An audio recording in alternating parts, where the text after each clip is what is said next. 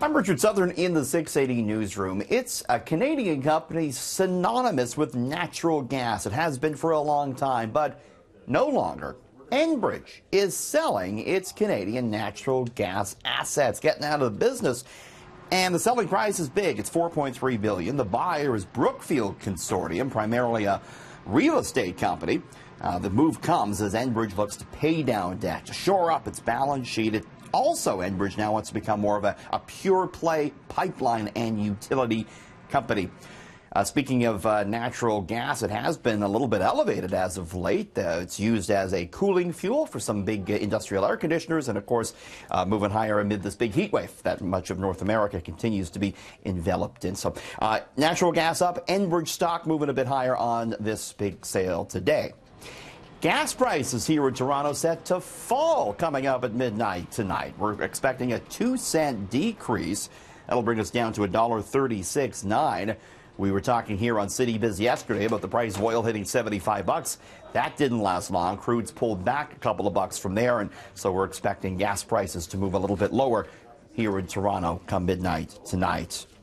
Big story today again about Bombardier in more trouble with the streetcars for the TTC. Of course, they were years delayed, and now today the news is that most of these streetcars that are in service on the TTC will have to be removed, sent to Quebec to fix a welding issue that has been uncovered. And it's going to take 4 years to fix all of them. So I'm sure there's some renewed anger about Bombardier, but you know, investors, they're not too concerned about this at all. Bombardier stock is one of the best performers on Bay Street. It's up 67% this year, up 111% over the past 12 months. The company's earnings have looked better in the last quarter. Sales were up 13% year on year, and profit came in at $38 million. Really plaguing the company had been the C-Series jet program, its commercial jet that it ran way over budget. Airbus, though, taking half of that program away, and sales have picked up. So things on the books looking a little bit better for Bombardier, but certainly facing some more bad press as regards those TTC streetcars. Guess what? Condo prices are going up. Well, they have been going up for a while here in Toronto as the buyers turn more towards condos, priced out of the housing market. But what's going to put condo prices up even more now is the tariffs that Canada has put on U.S. steel. A 25% tariff on U.S. steel imports went into effect July 1st. And this, now we understand, is going to be passed on to the buyers of new condo builds.